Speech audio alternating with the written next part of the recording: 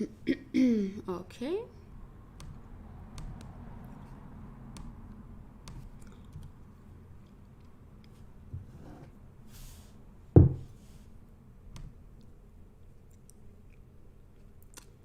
Hello?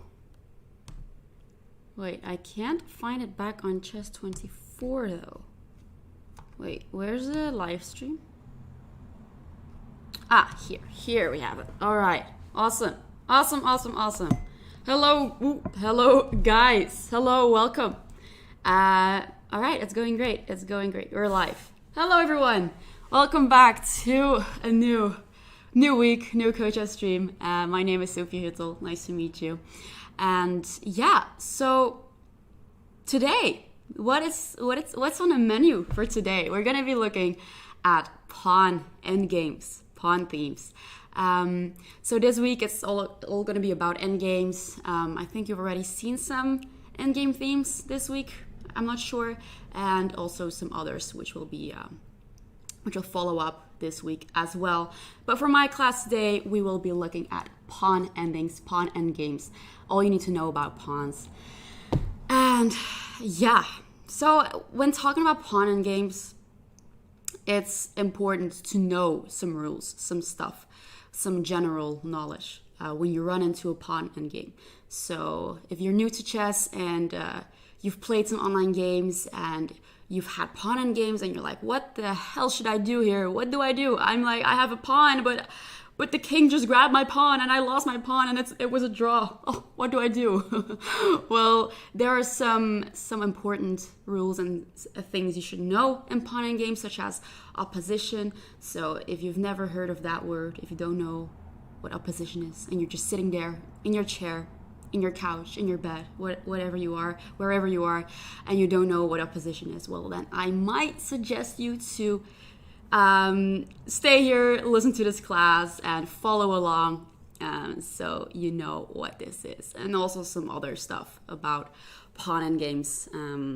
But yeah, it's gonna we're gonna have a lot of fun today. I have a lot of stuff prepared for you, relatively, and yeah, let's start off with some pawn endgames. So little disclaimer, we're gonna only be looking at basic pawn endgames, so we're not gonna make it too difficult.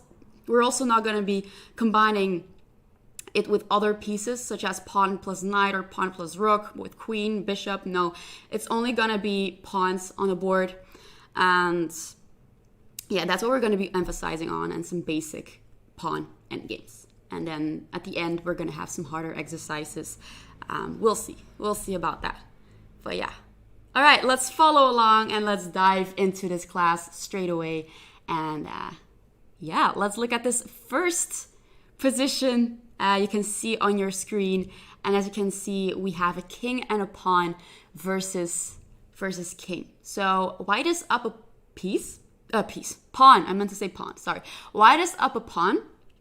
And it's a pass pawn as well, but the pawn is still on the second rank. So the pawn hasn't pushed yet. It's still in a beginning position, and of course it wants to become a beautiful queen on a8.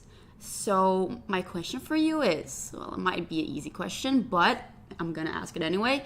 Can white win this, or is it gonna be a draw? Or is the black king just simply gonna be able to take the pawn? So what do you guys think? It's a draw, someone already says. All right, then you think it's a draw. Why do you think it's a draw?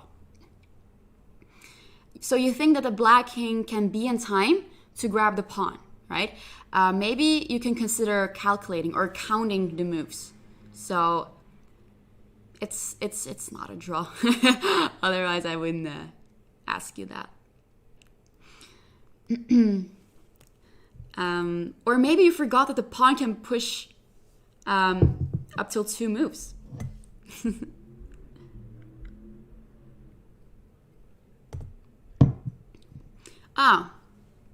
Wait, what do you mean? We move our white king first. So you want to move your white king first?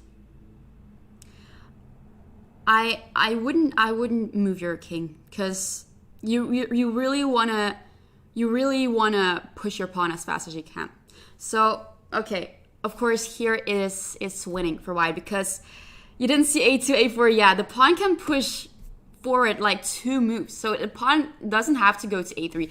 If white went a3, then it would be a draw because the king will be in time. We will see. So let's go a4. So that's the correct move for white.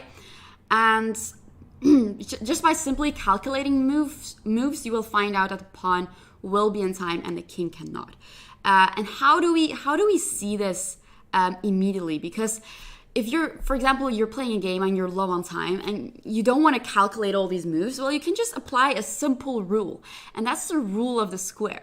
So I have already highlighted it. Let's say black goes king f7. In this position, we can see if we draw an arrow from a4 to the 8th rank, e8, as you can see, we can make a nice little box. So the general rule, the rule of the square is basically if the king can reach the square of the pawn, so this square, which is highlighted, then he can capture the pawn. So if the king were on e7 or e8 or e6, then he is in the square of the pawn. Then he will be able to grab it. But if he is not, then the pawn promotes. So that's the rule of the square. So yeah, let's make some more moves. It's just simply winning for white because the king is not in that square, and it's just white is just promoting the pawn. See, the king is just like 1 tempo too late, and now we have a queen. That's it. That's basically this is quite instructive. Thanks, Jordan. Yeah. All right. Okay, so this is the rule of the square. 1-0. So black is just too late. So like I said, if the king were in that square, then it would have been a draw. Magnus said he didn't know that rule. Ooh. See, now I'm teaching you something that Magnus doesn't know. We're all going to be better than Magnus someday. All right. So that was the first basic rule that you needed to know about pawn endgames. The rule of the square. Keep that in mind. So you don't have to keep on calculating like, okay, so a4, king f7, da da da da da da. No, you can just apply the square. Very easy. Okay, here, the next exercise. So in this example, we can see that the black king is in time. So there's no square. The king is already in front of the pawn. The king has reached the square of the white pawn and is in time and is blocking its way. So it's blocking the f pawn. However, this is not a draw. Even though the king has reached the square of the pawn, this is not a draw because the pawn has reached the 6th rank. And it all depends on the position of the kings. It all depends of the position. So now, well, I'm going to ask you what would you play here with whites? So instead of saying it myself, let me ask you first. Draw here. I think it's a draw. It's white to move, by the way. It's white to move. If it were black to move, then it's a whole other result. So here it's white to move. Is it winning or is it a draw? Yeah, exactly. Eccentric horse. Yeah.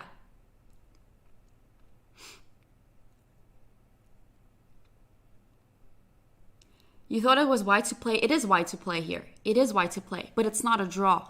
Yeah, it's winning because f7. F7. If you moved your king, then it would be a draw, but you can just simply push f7 and yeah, exactly. f7, king, e7. Now the pawn is just taking away e8, g8, and the king is taking away the g7 square. So the only square that a black king can run off to, and the only legal move here is king e7. And now we don't push a pawn. No. Don't push your pawns too quickly, because if you push f7 to f8, then you just lose your pawn. But now we can just go king g7. And we are basically supporting the pawn to promote on the next move to f8, and that's just winning for white. And there's no way black can prevent that. Black doesn't have any other pieces. There are no rooks, no queens, nothing, and it's just simply losing for black. But yeah, exactly like someone said, if it were black to move, I'm gonna show you. It completely changes. Then it's not winning anymore. Then black can draw. So here in this position, it is black to move. What would you play here with black? There are only two moves, but which move would you play here with black? So either you go to g8 or you go to e8. Black can draw this by applying, I'm not going to reveal it yet, but I've already said it in the beginning, but we'll see. I'm going to let you guys guess first.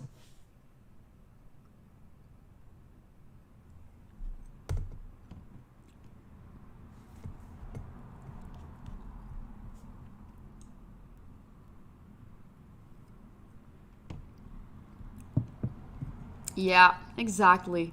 Very good. Yeah, king g8, and not to e8, because if you go to e8, well, then white is just totally winning because you have king g7. And then you're going to push this pawn to f7, f8. And there's no way of stopping it. So the only move for black here is king g8. And this is what we call opposition. So both kings are opposed. So they're standing in front of each other. And when this is the case, it's almost always the side that has the opposition. So in this case, black. Black made the opposition, and so black is in the advantage. And the side to move, which is white in this case, is at disadvantage. So it's mostly like that. So when you're the one that has to move from the opposition, you're mostly at the disadvantage. You want to be the one that forces opposition and that forces your opponent to step aside. So that's what you want. And that's what black did here. Black went king g8, and the kings are opposed to each other. So this is called opposition. And now white has to decide to either push the pawn, which is a draw, or move the king, which is also a draw. So no matter what white does, it's gonna be a draw. So let's say we go f7, it's a check, all right? If the king goes to h8, okay, of course, that would be a blunder. Then we have f8, queen, checkmate. So, of course, the king does not go to h8. The king moves to f8. And now we kind of have a little issue here. If we move our king to f6, if we move our king to f6, then it's a stalemate because, well, the black king can't move. It's stuck on f8. And yeah, black is just stuck and he can't do anything. So that's just stalemate. And if we move our king somewhere else, no, that's either h7, h6, h5, g5, or f5, then we're just losing our pawn. So let's say we go to g5, we just lose our pawn, and it's also a draw because there's insufficient material. If king h8, you can also promote to a rook. That's true, yeah, okay. But I'm just saying king h8 is a bad move because we can promote to either a queen or a rook. True. All right. So that's interesting to keep in mind, that it's all about the position of your kings and who is to move. So for white, it's winning. If it were white to move, you can just push f7. It's totally winning. If it's black to move, black has opposition, king g8, and it's a draw. And yeah. All right. Okay, so that was a pawn on a 6th rank, and now we're gonna go to a pawn on a 5th rank. I guess. No, sorry. First, key squares. Okay, let's have a look at key squares first. Okay, I already highlighted some of those squares, and let me explain to you what key squares are, because that's also important when you're running into a pawn endgame. Key squares, opposition. Those are some basic stuff you need to keep in mind when you're in a pawn endgame. So in this position, you can see that the pawn hasn't reached the 6th rank yet. So if the pawn were on f6 and it was white to move, then again, we can just push the pawn to f7, right? If the pawn were here, we can just push it to f7 and we have the same scenario as we just had. So that would just be winning. But the pawn is not on f6, the pawn is on f5. This is what I meant with the pawn on the 5th rank, and we're talking about key squares here. So yeah, this is a matter of key squares, but what is a key square exactly? And as you can see, I highlighted the e6 square, the f6 square, and a g6 square. So key square is a square that once you reach that square, you can force some advantage, some gain in order to capture your opponent's pawn. And in this case, to capture an opponent's pawn or to promote your own pawn, especially in endgames, especially in pawn endgames. So here the king reached one of the key squares, which is e6, f6, or g6. So key squares are 3 squares in front of the 5th rank pawn. If the pawn weren't on the 5th rank, if it were on a 4th or 3rd or 2nd rank, then that's a different story. But we'll have a look at that later. But first, these key squares of the f5 pawn are the pawns that are the squares that are in front of the pawn. So three squares that are in front of the pawn. So that's e6, f6, and g6. And it doesn't matter where you are, where you strand on with your king. If you're on g6, f6, e6, it doesn't matter where. Once you reach one of those squares, you're basically winning. So it's very important to reach those squares.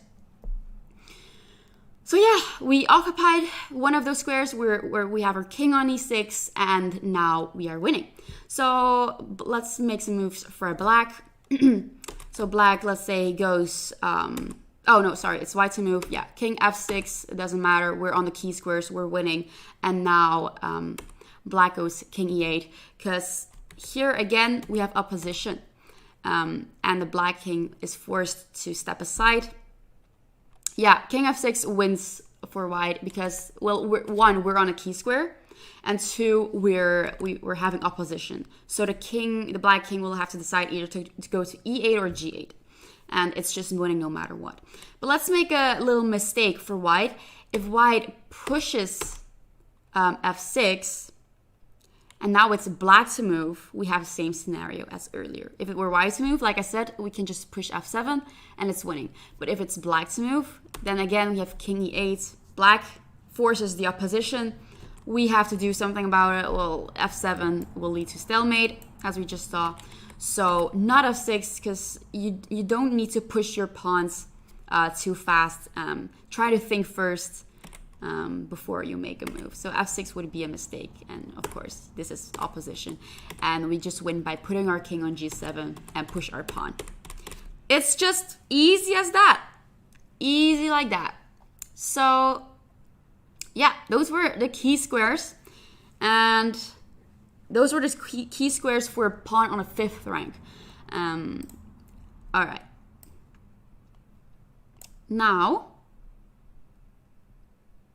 Now we're gonna be looking at key squares when the pawn hasn't reached the 5th rank yet, like I said. So here the pawn is not on the 6th rank, not on a 5th rank, but on the 4th rank. It's the same. It doesn't matter if you're in 2nd rank, 3rd, 4th. It's all the same. The key squares aren't the 3 squares in front of the pawn, but the 3 squares 2 ranks ahead of the pawn. So in this case, the key squares of the d4 pawn are c6, d6, and e6. So these are the key squares of that pawn. So not c5, d5, e5. So once your king occupies one of those squares, it's won. But we should still be careful here. Before I reveal the answer, what would you play here with white? What would you play here with white? It can be a little bit tricky because you might think it doesn't matter how you get there as long as you get there. But there's actually only one correct move here. So what would you play here with white?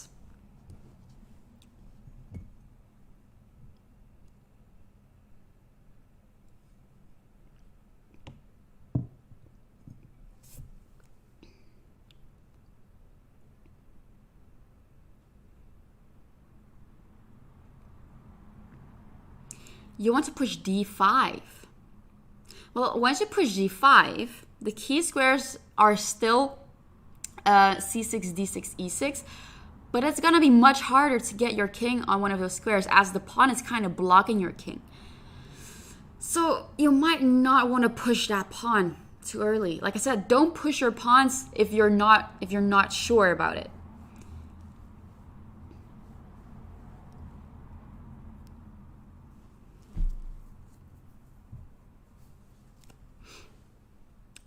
Yeah. King f5.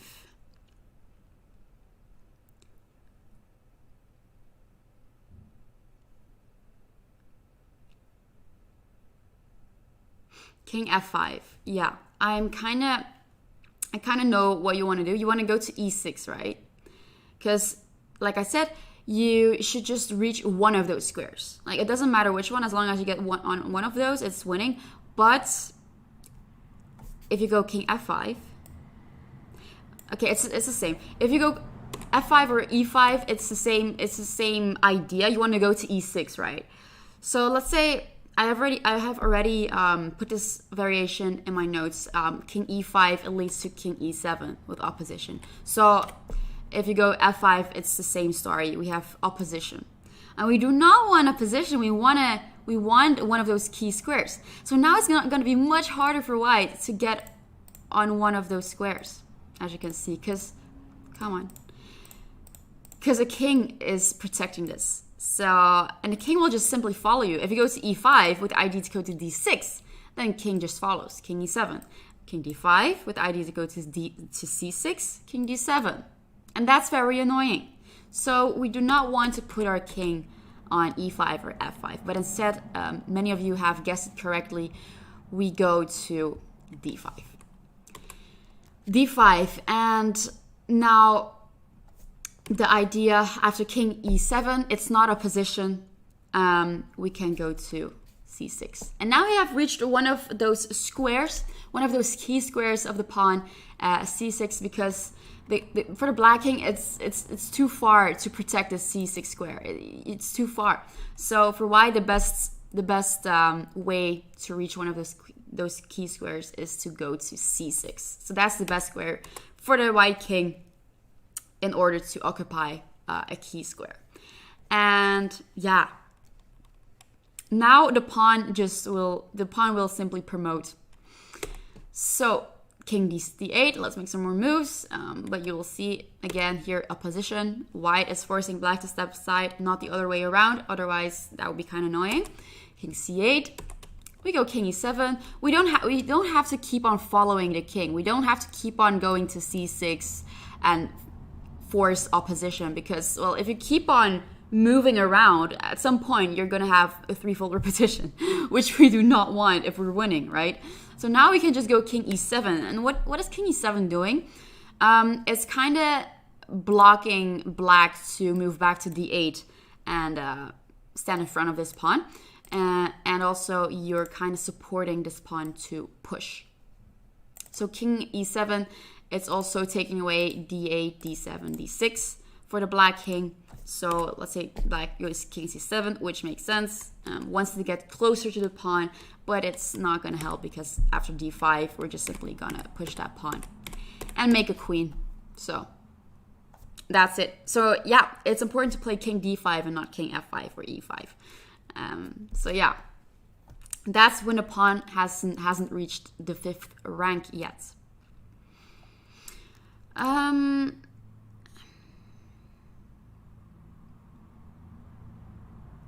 So the key squares are 2 ranks above. No, it's important to know where your pawns are. So if your pawns are on the 4th, the 3rd, or the 2nd rank, the key squares are 2 ranks above.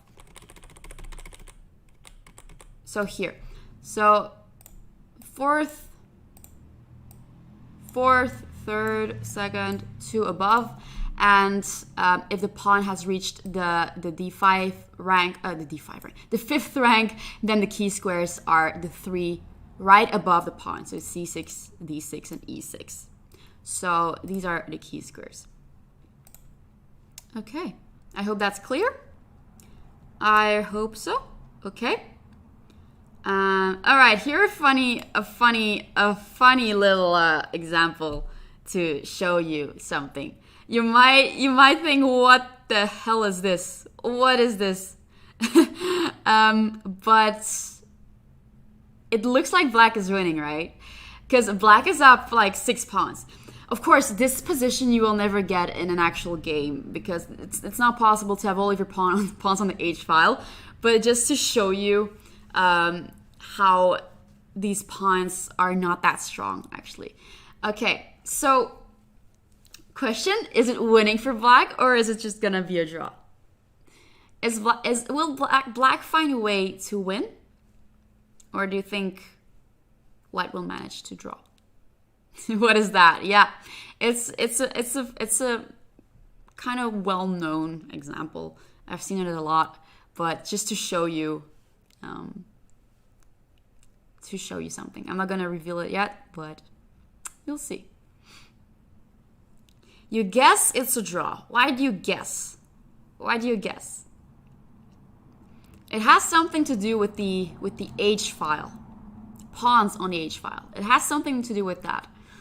Why do you think it's a draw?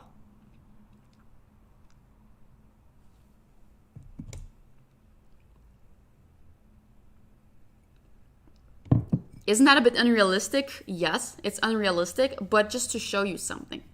That H pawns aren't that strong as much as you would like to put. You can put as many pawns on the H file as you want. It's gonna be a draw. So it's a draw. Yes. King eats the pawns. Exactly. Yeah, black will not be able to push his pawns to the H1 square. You'll see. So, all right. So King H1 is a move for black because, of course, King F1 leads to H1 queen, and that's just totally winning for black. So, of course, we go to H1 and we're blocking the pawn. We put our king in a corner and the king is pretty safe. So, yeah, if the defending king stands in a pawn's path, not even 6 rook pawns are enough to win. That's basically it. So if we have rook pawns, the important thing to know is that it's not about the number of the pawns, but the position of the king. So quantity is not quality. So yeah, with quantity I mean how many pawns you have on the H file, but that doesn't mean you're gonna have high quality position. Because the white king can just simply block the pawns, and you'll see how the white king will grab all of those delicious pawns. So, king f3, well, black has to move something. He can't move any of his pawns, so it has to be a king move. And no matter what king move we play, white is going to take the h2 pawn. So we can't even discuss about it. It's just like that. King f3, let's say. And now the white king takes. We defend that pawn. When it goes back to h1. We put our king closer. King to g1. Check.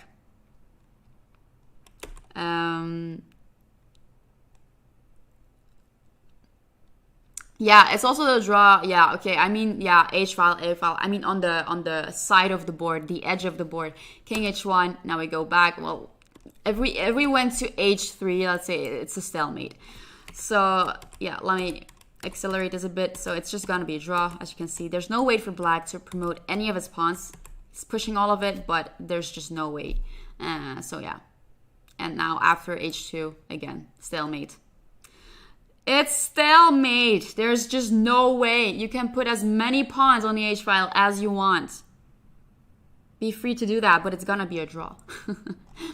So yeah, H pawns are tricky. H pawns are very tricky. If you're trading, you're in a pawn endgame and you're trading, you don't want to be left over with just an H pawn, because it's That's not what you want. You do not want to end up with the H pawn. Okay. Okay, now a little bit harder, maybe. Maybe we have 2 pawns now. So white is up 2 pawns. King and 2 pawns versus king.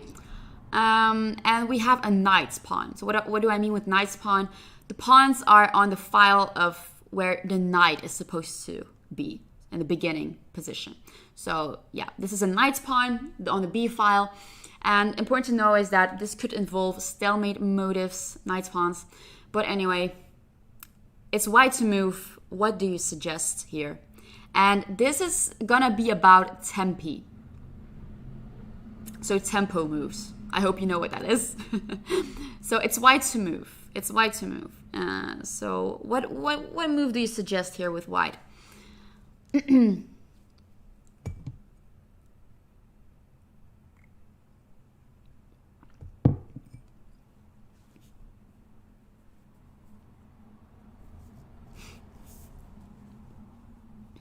Let him take the pawn. Okay, correct. When exactly? So I need some moves. I need some moves.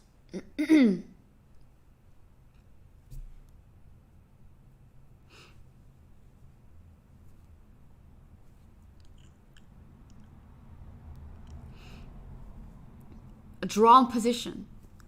You think it's a drawn position. Okay. Can you explain why? King to c4. I see king c4 a lot. Okay, not a lot, but I see some, yeah. I see a lot of king c4s. Why is it not king c4? Let me start off with that. It's not king c4 because after king c4, there's a nice move for black, which will lead to a draw immediately, king b6. Another thing is white can no longer protect this b pawn anymore. Of course, you want to sacrifice that pawn eventually, but not now. Not now, because after, let's say, you move your king back to b3, black can just simply take that pawn, and there's opposition. And you want to be in front of your pawn. Your king doesn't want to be behind the pawn. It wants to reach one of the key squares. So if you're on the 3rd rank, that's just... No, it should be the other way around. The king should be in front of the pawn, not behind the pawn. So it's not king c4, unfortunately, because this will just lead to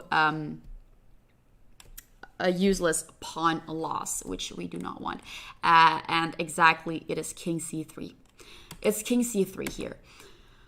Okay, exclamation mark, king c3. We do not want to go to c4 immediately. Leads to king b6. And now, if black goes king b6, we can go king c4. And as you can see, now it's black to move. It's not white to move. It's black to move. And now we are basically forcing black to step aside with the king. So the king, let's say the king goes to c7, and we can get our king closer. And we're just pushing forward, and we're going to win this. So this is another story. This is a whole other story. It's really important to know who's to move. So yeah. Okay, let's say the king doesn't go to b6, the king goes to c7. We get our king closer. Gain a position, yeah, and position is very important. So if you're a beginner and you don't know what a position is, you should really practice on that. If you didn't understand it completely, you can still ask me though. You can ask me in chat. Don't be shy. I'll be happy to explain it again. So now the king tries to grab the pawn, of course, and now again we have king c4. And it's not white to move, it's black to move. King moves. We get closer. King b7. We push our pawn. And now black goes king a6. And now interesting moment. Actually important moment. What move do we play here with whites? It's actually a very important moment here. What move do we play?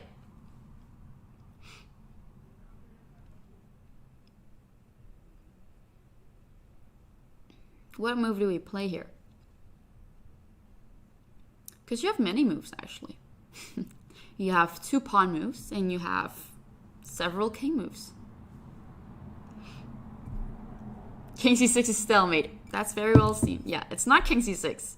That's just a very sad stalemate.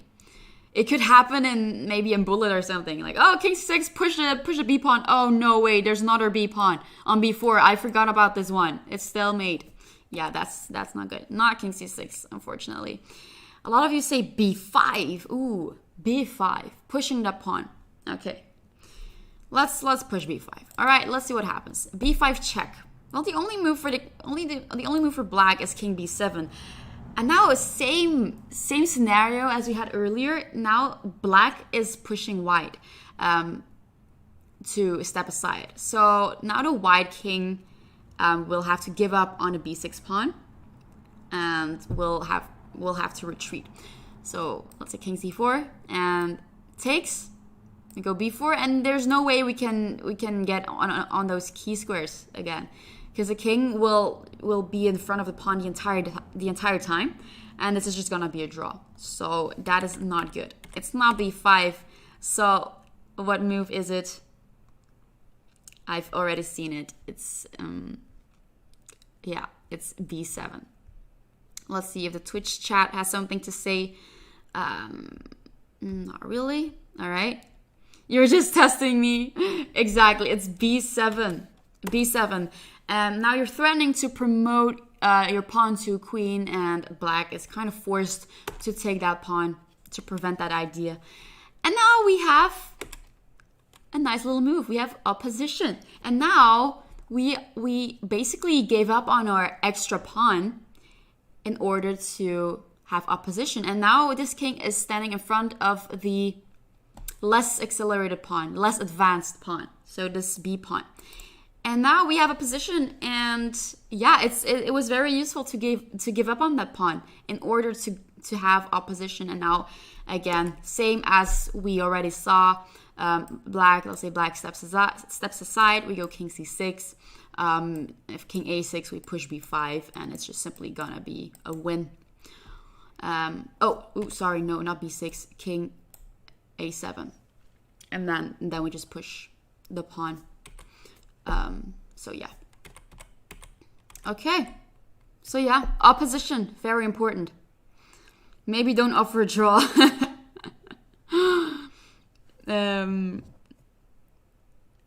Just by Sofie. Okay, anyway, these were double pawns. So again, keep in mind, opposition, important. And now let's go to isolated pawn. Isolated pawns. So, what are isolated pawns? Sorry. Well, the f4 pawn is isolated and the a4 pawn is isolated. Why? Well, because there are no other pawns protecting those pawns. If there were a pawn on e3 or g3, then they wouldn't be isolated. I mean, the f4 pawn wouldn't be isolated. If there were a pawn on g3, then it would just be one pawn island. Like there are no isolated pawns. But these two are isolated because they are separated by one file, the g file here, and there are just no pawns protecting those two pawns. So they're isolated, which makes sense, right? They're all by themselves, alone. Yeah, no one's supporting them. Very sad, but they can support each other. You'll see. Even though they're not protected by anyone else, they can protect each other. So general rule here with isolated pawns separated by one file is that they can defend each other as long as a king doesn't attack the more advanced pawn. So here, what move do we play? Sorry, I almost wanted to reveal the answer, but I should also let you guys think as well. So what move do you play here?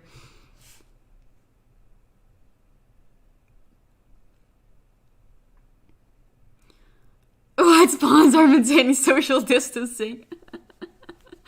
Yeah, but they're still very close though.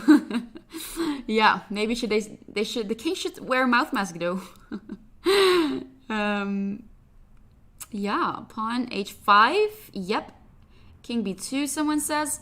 Yeah, Remy, if you go king b2, then it's gonna be a draw. I'm sorry to say that. Because the black king can just take that pawn, And if that pawn pushes, the king will just be in time to grab that pawn as well. So you're not going to push that king. You're going to push a pawn. h5. That's the move. That's the move. And as you can already see, the king cannot go to g6 or g5. The pawns are protecting those two squares. And also the h5 pawn is indirectly protecting the f4 pawn. Because, why? Well, if the king takes that pawn, which is not good, then we can simply push our pawn to h6. And the king is not going to be in time to grab that last pawn. And we're going to make a queen. So they are defending each other. They are defending each other. We're all here to learn, right? Yeah. Okay. They've been tested. Okay, so h5. Now, instead of taking a pawn, which would be a mistake, we go king f6, try to fight on a little bit, and let's hope that white blunders a pawn. So now we can get our king closer. Because now the king is not attacking one of those pawns. So now we can just simply get our king a little bit closer to support those pawns. Would be very nice. Now king g7.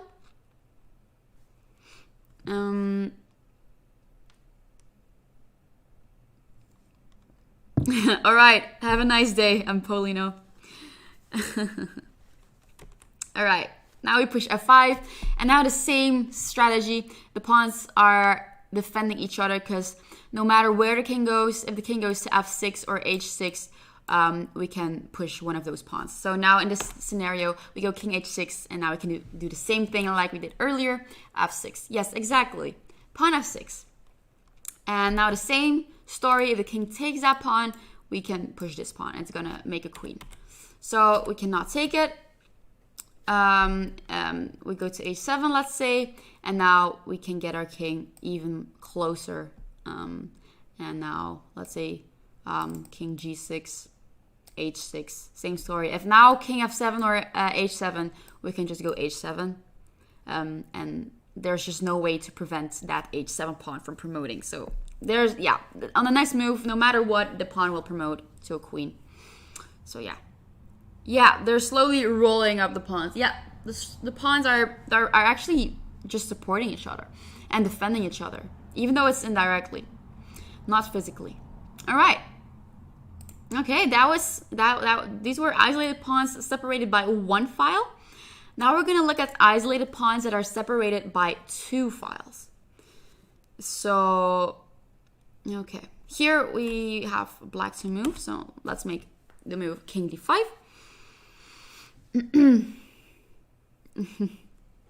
Like ladders, yeah, exactly. Yeah, like a ladder. They're just like climbing upwards the board. All right, now king d5, same story. We can push a5, and again, black cannot take that d4 pawn as it would lead to a6 again. So same story, but it's a little bit different because black is not going to take that pawn. Black goes king c6. And now the problem is we cannot go d5. Yeah, so the pawns will support each other again, like previous example, because the king will just simply take that pawn. So we cannot push that pawn. Also, we cannot push a6 because the king will just grab that one, and it's GG.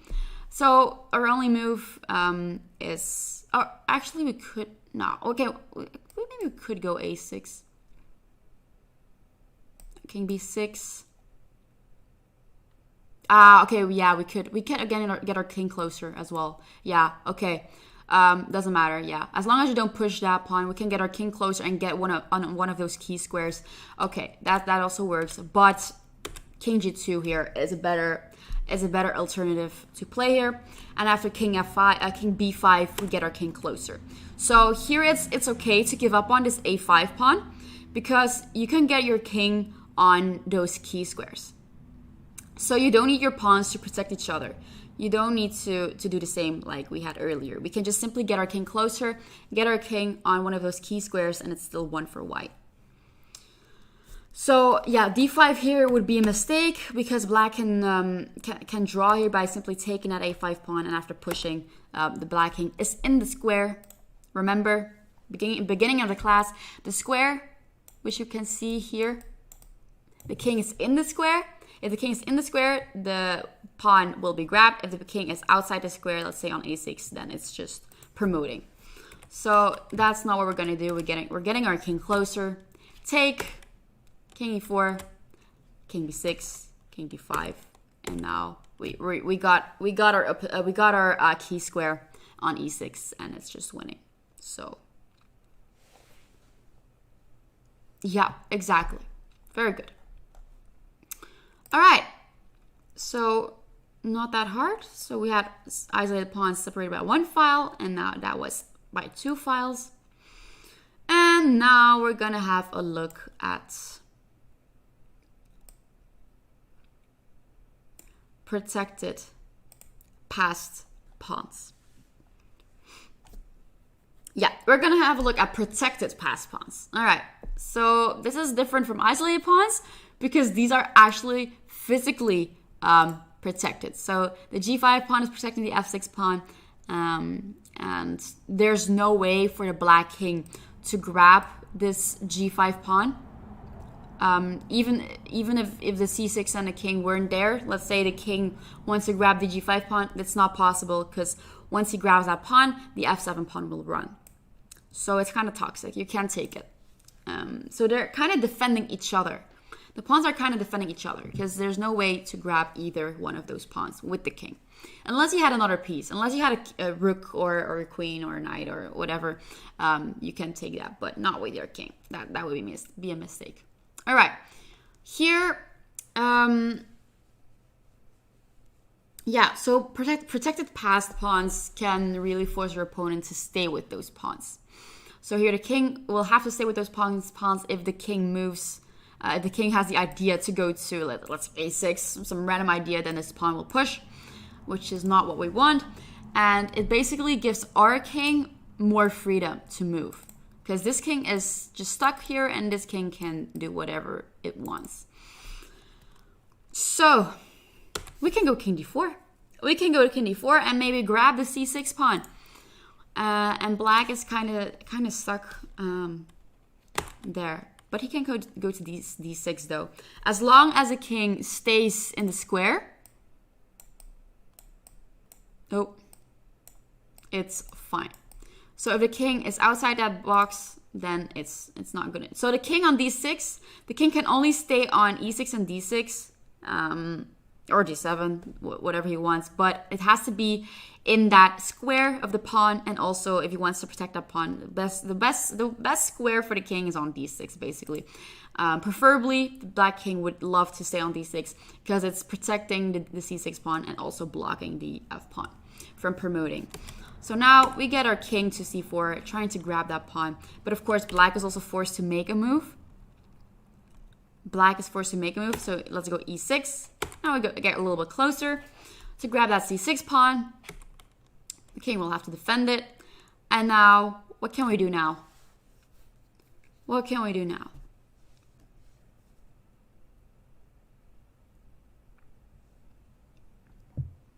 All right. Do we move our king? Or what can we do? What's the best move here? I mean, there are many good moves, but what's a very attractive move? Sorry. King b6 works, but there's a more beautiful move, I would say. Beautiful? I don't know. Looks prettier.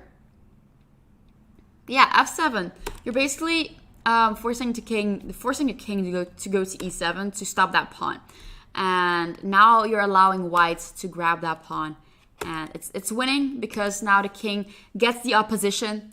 So opposition is not always like, let's say, king on e5 and e7, like vertically, but it can also be horizontally. You know what I mean?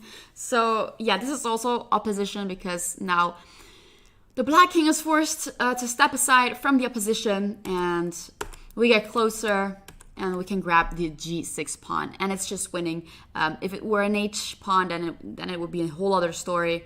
But yeah, it's luckily it's a g pawn. Horizontal opposition, exactly. So yeah, So when a protected passed pawn is on the 6th rank, the ending is always 1 unless it's a rook pawn. Yeah, so if it were a rook pawn, it wouldn't be winning. So yeah, here the protected passed pawns, let me go back. They were on the 6th rank. So this pawn was on the 6th rank. But now let me show you an example where it's not on the 6th rank. Here you can see it's on the 5th rank. And you might think, okay, this looks very similar to previous one, but it's not winning. And unfortunately, it's not winning for white. Because it's black to move here. Black can win. So, no, not win, sorry, draw. Black can stop white's idea.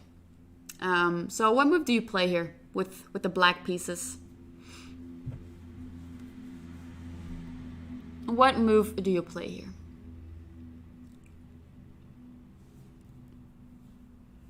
King f8? f6, you mean? Black pushed this pawn. You don't want to push that. You don't want to touch that pawn, actually. Because this pawn is taking away the c4 square, which is very useful. This pawn is is very useful on the b5 square, actually.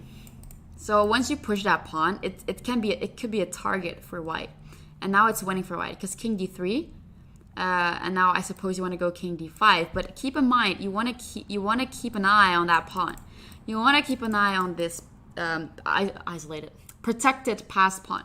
So yeah.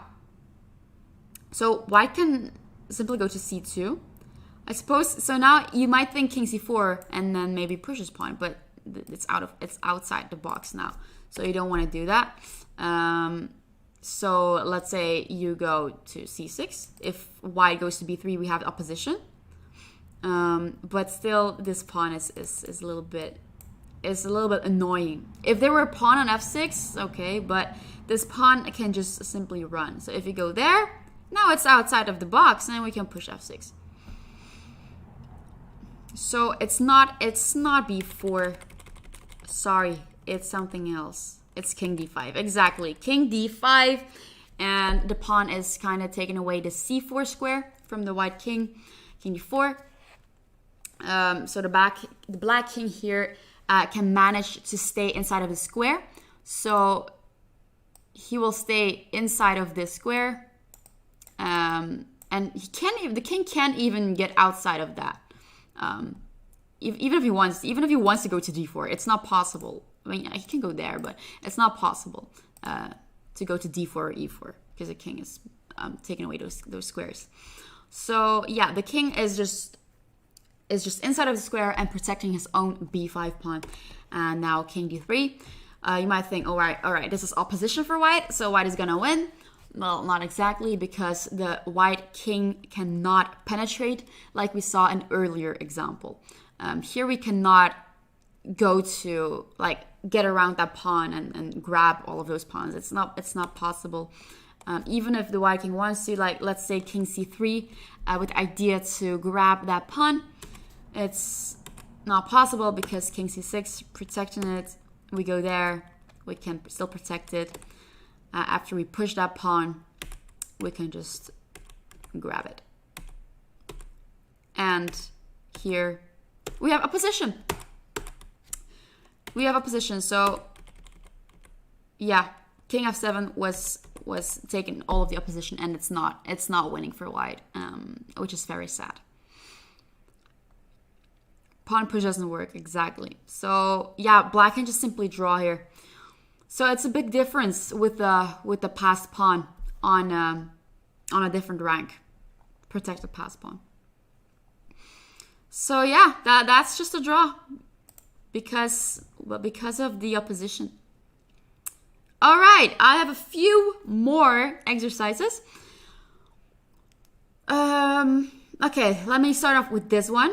Oh, sorry. Okay, you might know this one. This is a very, very popular pawn breakthrough. Very famous. But for those who don't know, what this is. Try not to look at the chat. Try to think for yourself what breakthrough, what you do, what you play here with white. So white can break through with the pawns. But which move do we play? It's important which move. So for those who don't know, don't look at the chat. Try to think for yourself, and then we'll look at it together. You've seen this one before, yeah. Yeah, if you don't know this position, you might think that any pawn move is good, but it's a big difference. It's a big difference. You've seen this one, but you forgot the solution? Okay, well, try to think. What happens after a6? What happens after that? Well, is it a breakthrough? Let's make the move a6. After a6, well, black doesn't have to take it. He could take it, but he could also just push that pawn. And there's just not really a breakthrough for white. If white takes, then of course we're not going to take with the a pawn because that will lead to promotion of the pawn. We're going to take with this pawn. And the king will be able to grab that pawn, and it's just game over for white. So it's not a6. It's exactly very good, guys. It's b6. b6. All right. So you're basically attacking two pawns at the same time. If black pushes one of those pawns, if black goes a6, we can take that pawn. If black goes c6, we can just take that pawn and promote. So that's not good. So most logical move is to take that pawn. And now what move do we play? The breakthrough is not over yet. Now comes a very important move as well. Do we take that pawn?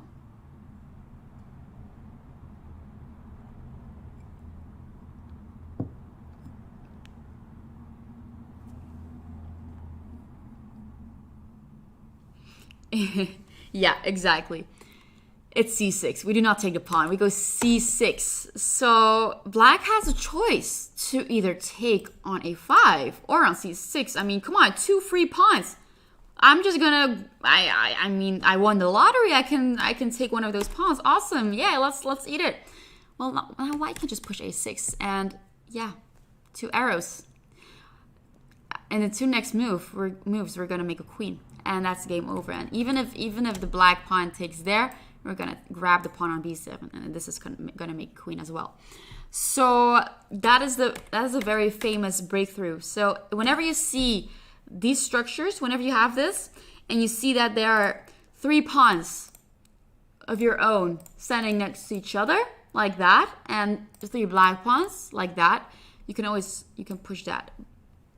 You can push the b6, or even on the other side, then it would be g6. So very cool, right? Yes. Yeah. All right. That was a pawn breakthrough. Now I have a few more exercises left before we wrap it up for today. And I have a pretty hard one, but I'm not sure if I'm gonna let you guys solve this, because it's a pretty long one. Okay, let me start off with this one first. All right, this is also a well-known one. So yeah, exercise. I'm not gonna help you. White to move and wins. What do we play? Show the hard one. All right, I'll show you after this one. All right. Okay, I'll do that. So first this, and then we're gonna finish with a hard one. So what move do we play here?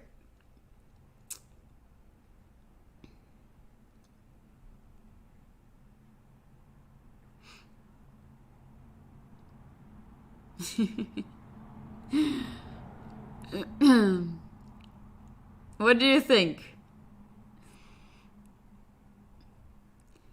We do not want boring moves. You could go king. Yeah, you could go king e1 or a king g1. That's all possible. But come on, we don't want boring moves. We're not gonna make a king move. We're not gonna make a king move. So what move do we have? What move do you have? g4. G4. Black doesn't have to take that pawn, I think. Wait, let's make him... Oh, wait, why can't I... Ooh. Why can't I... Oh, sorry. Wait, what? Oh, okay. G4. You might think that black wants to take en passant, right? Well, black doesn't have to take en passant. Black can just move the king aside. But I think I understand your idea. You want black to take with that pawn. So you're basically sacrificing a pawn. But have a look at this. Have a look at this. So it's going to be like some kind of waterfall, let's say. I would call it like that. So basically, all of the black pawns will like move a little bit, and we're gonna keep on sacrificing a pawn. So king g2 now. The black king is now forced to step aside, and we can grab this pawn. Now king g5. We do the same with the f pawn. Yeah, I revealed the solution, but there were many good moves, but I didn't want a boring move, so you know, I decided to help you a bit. All right.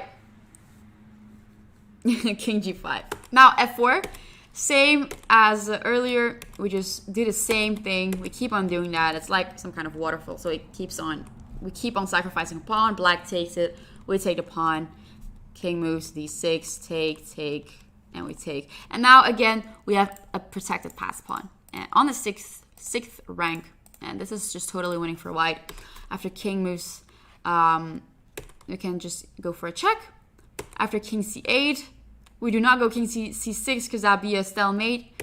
We go king e6 instead. And after white takes, we have a similar position as we had earlier with the opposition. See? Opposition again, and we're going to be able to grab the b6 pawn eventually. So yeah, a stack of dominoes. Yeah, that's also a way of saying, yeah, stack of dominoes. Cascade. Okay, that's also a synonym of that. Yeah. Aren't these too tough for beginners? Yeah, but I started off with some very easy ones, so I wanted to balance it a bit, you know, because for some people it might be too easy, and for some people, yeah, it might be too hard. But I'm trying to balance it, you know. But yeah, this is just a fun little exercise that I wanted to involve in today's class. But now we're gonna end. We're gonna end with the hard exercise. You might think, oh my god, what is this? Well, yeah, that's exactly what I thought when I saw this position. So yeah, here you have it. Oh my god, what is this? Is this even possible? No. White and black, both opponents haven't exchanged any of their pawns, so it's not really possible to get this structure. Like all of the other pieces are gone except for the pawns. Oh my god, right? Yeah. So what do we play here with white? It's hard. It's pretty hard to know which pawn to push. I was like racking my brain. I was like, what move do we play here? Oh my god, like any move could be good, but which chess variant is this? Well, the variant where we didn't exchange any of our pawns. That's basically it. King e2, yeah, possible, but queen d2, yeah, queen d2. Let's move queen d2. Fun fact: we don't have a queen. We only have pawns. Okay, I'm gonna help you out a bit. Okay, I'm gonna tell you the first move. I'm gonna tell you the first few moves. Maybe that's better. I'm not sure. Yeah. Okay, I'm gonna give you the first move, because it could be any move, right? You might think, okay, well, there are just too many pawns. It could be any move. But the move we play here is d5.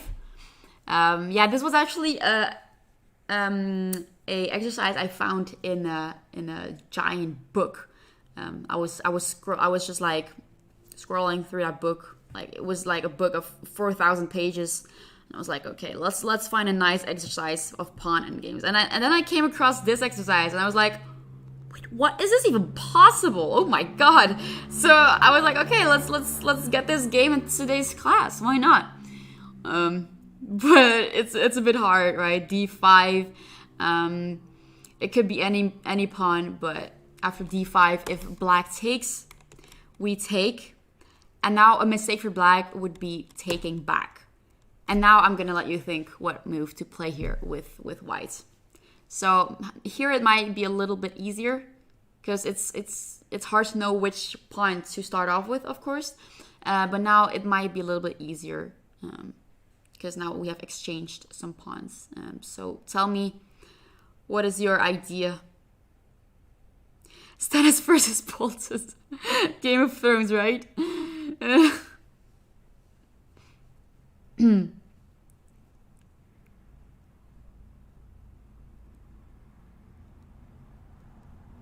Yeah, very good. I'm very impressed. I'm not gonna lie. I'm very impressed. A5, very good. Yeah.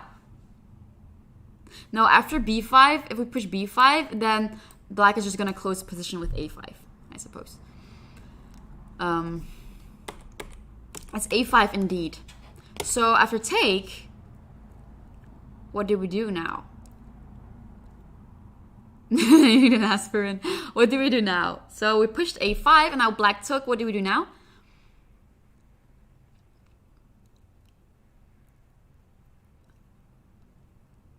Yes, b5. b5, pushing that pawn. Black takes. We take back. See, we already gave up on some pawns, but we're totally winning here with white. Now, the king goes to e7. Trying to grab the pawn. The king is inside of the square. What is wrong with my arrows? The king is inside of that square. And now we push that pawn. King gets closer. We push again. King gets closer. And now we're gonna use the breakthrough of earlier. Now exactly, g5 is winning. The breakthrough. See? It's all very handy to yeah. All the topics we looked at, all the possible pawn positions we looked at, it's really come to use, especially in this one. Now you have the pawn breakthrough, g5, exactly. The king is way too far away from that side of the board because the king has to stop the b7 pawn, otherwise it's just gonna make a queen. And now after g5, the same procedure as we had after take. We push h5, take, push f5, and now we have two isolated pawns separated by 3 files. I am more interested than someone with his endgame book. Yeah, well that's the difference between a real life person and a book, right? In a book you can see expressions and facial expressions and stuff. Okay, now f6, we push that pawn. a3, oh, black is trying something. f7, a2. Is black gonna make it? Is black gonna make a queen? Is he? Nope. We can promote our pawn to a queen with a check. It's important to have a check. Black takes, and we have this. As you can see, we basically gave up on all of our pawns, and one pawn made it. One special pawn made it, and now we're gonna grab all of the other pawns. Of course, you gotta stop this a pawn first after king c7, let's say. I suppose a move like queen e8, queen a8, or queen g7. Stopping that pawn is just totally winning for white, and we're just simply going to grab all of the pawns because our queen is very strong.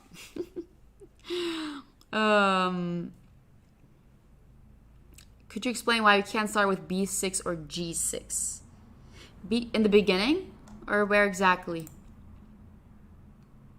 You mean b5 or g5? Here? That was very nice, right? You mean here, b5 or g5? Well, here this was an exercise of a book. So the engine here says, well, of course, after d5 taking is a mistake. Here white is slightly better, it says, but after c5, the best move here would be c5.